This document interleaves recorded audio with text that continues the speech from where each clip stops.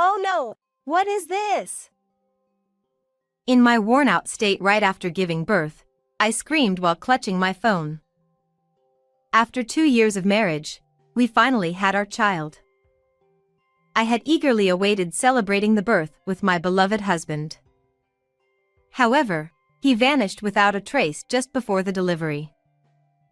Even when the labor started, I couldn't reach him, and he never showed up at the hospital, even after our daughter let out her first cry.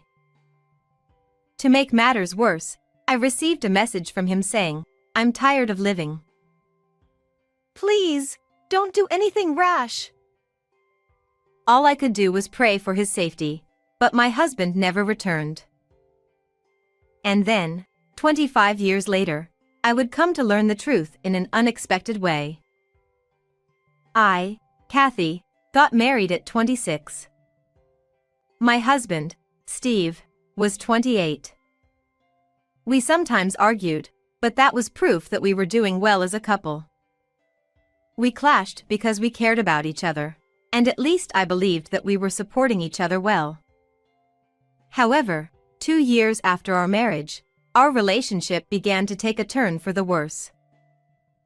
"Hey, these shoes weren't here before, right? Did you buy something new again?" Steve replied. So what? It's my money. I can do what I want with it. "You say that, but you've already spent quite a bit." When I pointed out the new brand name shoes at the entrance, Steve frowned in annoyance and turned away. In truth, Steve had always been a bit loose with money since we started dating. After we got married, we agreed that I would manage all the bank accounts because leaving it to him meant we never had any savings. Despite this, at that time, brand name shoes and sneakers were increasing in our house. When I asked where the money was coming from, he would always evade, saying things like, "I made it from stocks," or "I won at the slot machines." I was worried he might be borrowing from somewhere, but I couldn't confront him strongly. Alongside the growing collection of brand name items, there was another thing that bothered me. Steve muttered in a low voice. You're always restricting me. Don't you trust me at all? Maybe he was fed up with my suspicious gaze. He slouched and disappeared into the bedroom. Seeing him so dejected made my chest ache. What concerned me was the gloomy expression he sometimes showed. The Steve I knew would have been irritated and rebellious towards me, but at that time, he didn't show any of those signs. I'm not satisfied with the money situation, but I'm a bit worried about Steve's attitude. Maybe he was troubled by something at work. Was he shopping to relieve stress? That thought crossed my mind, and I couldn't say more than small complaints. And then, amidst my already existing anxiety, an event occurred that escalated my husband's strange behavior. It happened when I found out I was pregnant. We had talked about wanting children since the early days of our marriage, so I was over the moon. "Hey, the baby is finally coming." Huh? Oh, yeah. That's great. However, Steve averted his eyes from me with a distant attitude. From that point on, Steve started going out more, almost as if he was avoiding me. Not only on days off but even on weekdays, he wouldn't come home until late at night. Eventually, his excuses for business trips and travels increased, and he started staying out overnight more often. "Hey, I understand work is tough, but could you come home a bit earlier? I'm feeling anxious about the first childbirth." But even when I pointed it out, he didn't respond, dismissing it as business dinner or can't hang out with friends once the baby is born. Steve seemed positive about having a child before, but does he realize what it means to be a father? Naturally, I still felt uneasy about this, but it was a fact that once the baby was born, we wouldn't have much time together, so his words made sense. Above all, I was concerned about Steve's persistently gloomy mood. but without confronting him directly, I could only observe quietly. However, delaying addressing the issue was a mistake. As the due date approached, an incident finally occurred. It was late at night on a day when I was in my last month of pregnancy, and I was asleep. Suddenly, my stomach began to ache, and I woke up. Labor had started. I need to contact Steve. It hurts. As usual, I sent a text to my husband, who wasn't at home, but there was no response. So, I went to the hospital alone in a taxi. From then on, I was solely focused on giving birth, and although I don't remember much, my efforts paid off, and a healthy baby girl was born safely. However, our joy over our child's birth was short-lived. Both sets of parents, with serious expressions, rushed to the hospital. And then, they told me that they couldn't reach Steve. From then on, the mood shifted dramatically, and we began to search for my husband with unsettled feelings. Despite my postpartum condition, I contacted our mutual friends and his workplace. But no one knew where he was, and to my surprise, his workplace reported that Steve had already resigned days ago. I didn't hear anything about that. What's going on? What's happening? Amidst the confusion, a notification popped up on my tightly held phone. When I looked, it was none other than a message from Steve. Feeling relieved that there was some response, I opened the message, but my relief turned into shock when I read its contents. I've been thinking for a while, but I'm not qualified to raise a child as pathetic as me. Living has become unbearable. Please don't look for me. That's what it said. My in-laws screamed at the ominous message. As for me, I couldn't believe it, staring at the screen of my phone in disbelief. Certainly, there were times when he seemed strange, but I never imagined he was feeling so cornered. What is this? Please, don't do anything rash. But my plea was in vain, and my husband never returned. Moreover, as a result of reporting to the police, his shoes were found lined up on a nearby cliff.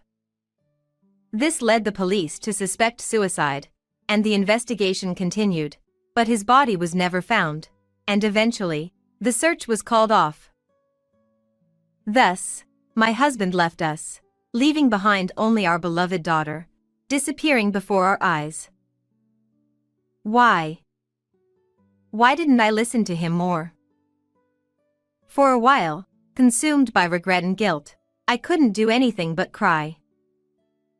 However, I couldn't continue like that forever. A few months after the incident, I somehow started working to raise my daughter. Despite not giving up on Steve and frequently gathering information, there was no progress. Balancing childcare and work was tough, but to ensure we never lose our family again, I poured all my love into my daughter as much as possible. And so, amidst the busy days, I realized that a whopping 25 years had passed since my husband had disappeared. At 53 years old, I was living with my 25-year-old daughter, Emily, who had grown up beautifully despite being raised in a single-parent household. To contribute to the household, Emily started her singing career in her teens and transitioned into acting, becoming quite a success in the industry. Thanks to her, we never faced financial difficulties, and we enjoyed a happy life together. However, secretly, I still harbored feelings for my husband. If the three of us, Emily, Steve, and I, could have lived together, how happy would we have been? Despite feeling conflicted, I didn't want to burden my daughter with unnecessary expectations, so I simply told her that her father had passed away. Yet, the despair from when my husband disappeared had certainly lingered in my heart. However, one day, Emily confided in me with a serious expression that she wanted to introduce someone important to her. Listening closely to the unusual atmosphere, it turned out that Emily was considering marriage with an actor from her generation, Will. Furthermore, his mother happened to be the president of a talent agency. While I couldn't deny feeling surprised, I enthusiastically nodded along with my daughter's earnest words. If he's the one you've chosen, I'll support you. No matter who he is. Given that she was a celebrity marrying an actor, I could easily anticipate the public's reaction and the challenges ahead. Nonetheless, after what happened with my husband, I had firmly resolved to stand by my daughter no matter what. Moreover, there was no reason to oppose her marriage, especially considering how excitedly she shared the news despite her nervousness. Relieved by my response, Emily showed me a photo of his family on her phone and expressed her desire for us to meet. However, at that moment, is this? I gasped as I looked at the photo that had caught my eye. And the unbelievable scene captured in that photo would drastically change my life. 2 weeks later, I was heading to the meeting place with Emily for the introduction. We were both probably wearing more stern expressions than usual. While nerves were certainly a factor, there was another significant reason for our seriousness. If our suspicions are correct, we can't just let this go. But could this be some kind of mistake? With these tumultuous emotions in my heart, I stepped into the restaurant designated as the venue. As it was a meeting between celebrities, we were ushered into a private room with strict privacy measures. And when the waiter opened the door, I was met with the sight of a certain person. At that moment, the complex emotions that had been building up inside me overflowed from my heart. So, you were alive after all. I couldn't help but exclaim loudly, and both Will, Emily's boyfriend, and his mother, looked at me in surprise. However, the most shocked of all was the man who stood there, Will's father. Though his hairstyle, beard, physique, and clothing had changed, there was no mistaking it for me, his wife. I'll need an explanation for this. From you. With anger in my voice, Will and his mother stared a hole through Steve, my husband. As it turned out, the father of Emily's boyfriend, as seen in the family photo she showed me, was none other than my husband, who had disappeared from my life before. While it was a relief to know he was alive, the idea of him being the father of my daughter's fiancé was beyond coincidence. Initially, I considered the possibility of a striking resemblance to someone else, but it seemed my eyes were correct. However, it appeared Steve was intending to play dumb. Well, who are you? What's this about? You're being rude out of nowhere. But his eyes were shifting, and beads of sweat streamed down his forehead. His evident discomfort undeniably confirmed his identity as my husband. It's useless trying to deny it. You can't fool me anymore. I confronted him, my tone growing stronger involuntarily. May I have a little explanation, please? Then, Will's mom, Beth, who had been bewildered until then, opened her mouth, seemingly unable to bear the situation any longer. Though she seemed shocked and struggling to grasp the situation, her calm inquiry revealed her professionalism as the president of a major talent agency. After taking a deep breath to calm myself, I looked her straight in the eye and pulled out some documents from my bag. Steve and I are married, and this is the proof. From there, I disclosed everything about his relationship with me to Will and Beth. On the day Emily showed me the family photo of her fiancé, she seemed suspicious of my reaction. So, I finally told her the truth about her father for the first time. I explained about the message hinting at suicide he sent on the day of our daughter's birth, the uncertainty about whether he was alive or dead, and how the man in the photo looked identical to him. After hearing everything from me, Emily proposed hiring a detective with her own money because she couldn't marry someone with the same father as herself. And after waiting for a week, the investigation results matched the time when my husband disappeared with the time he started living with Beth. With plenty of other evidence, it was confirmed that Will's father was indeed Steve.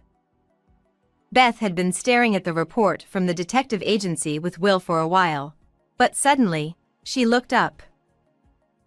Indeed, I was opposed to marrying him officially, and this seems to be the reason, She said, glaring at Steve with anger in her eyes.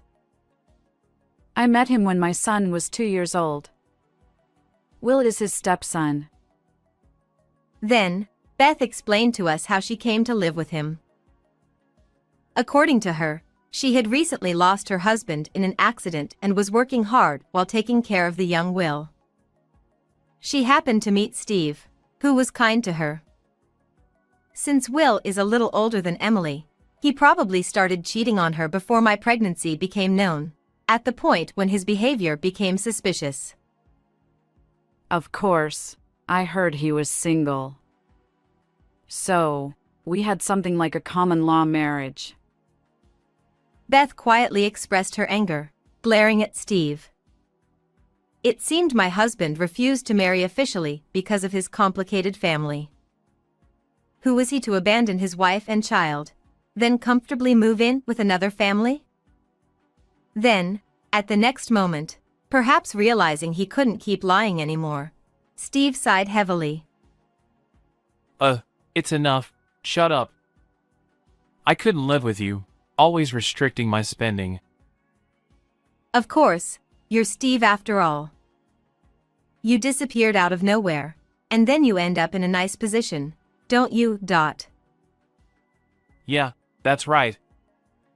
I could have been the husband of a president and the father of a famous actor. Damn it, but you had to ruin it.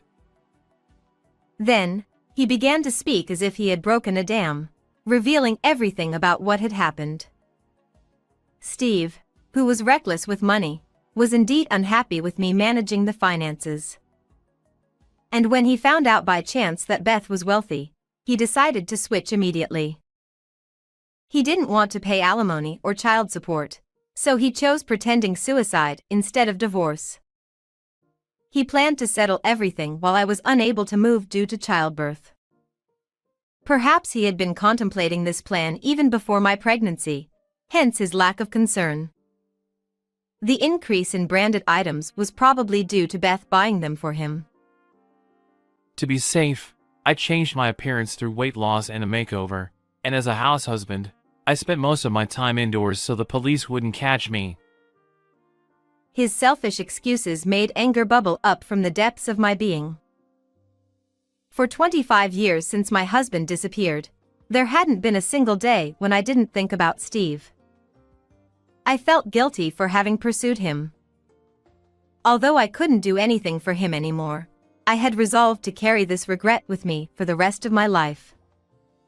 However, when the truth came out, it turned out that all of it, the message from Steve, the shoes on the cliff, was all a lie to deceive me.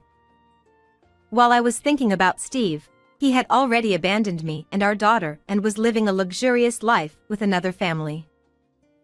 And I wasn't the only one who was angry with him. I'm disappointed in you. I had a debt of gratitude to repay, but I didn't think you were such a person. Beth's cold words were followed by Will's.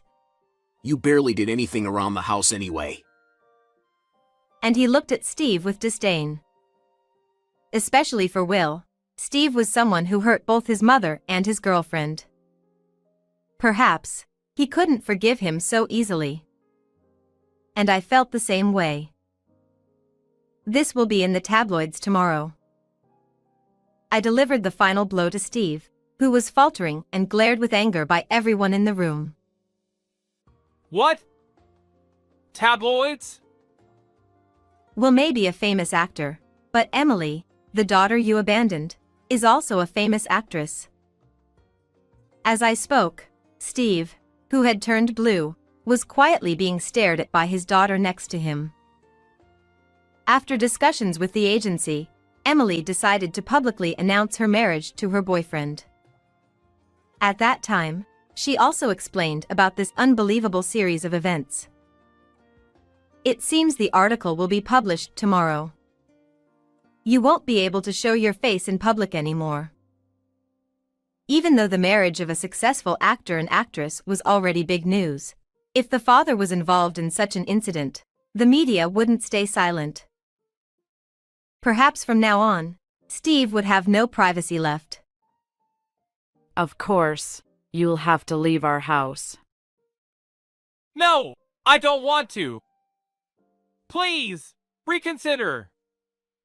What am I supposed to do from now on? Perhaps realizing how frightening the situation had become, Steve clung embarrassingly to me and Beth. Seeing his pitiful state, I felt as though I had been released from a curse that had haunted me for years. It took time, but I no longer needed to worry about my husband who had disappeared. I don't know. Maybe you can go and live with another family? Beth, Emily, Will, and I looked at each other, and leaving Steve behind, we left the place, planning to have another calm meeting somewhere else. Later, after 25 years, I divorced my husband. Since the announcement of my daughter's engagement, Steve has been quickly identified by her and Will's fans. Now he's being chased by tabloids and can't walk around town.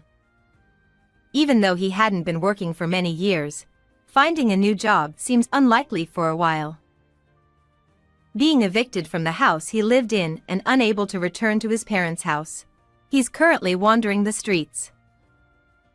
On the other hand, Emily and Will got married. While being blessed by society, they also received sympathy for their father's situation, which actually increased their work opportunities. Now, I can live with a clear and cheerful heart.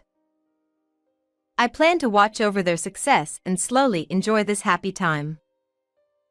How was this video? Don't forget to subscribe to the channel.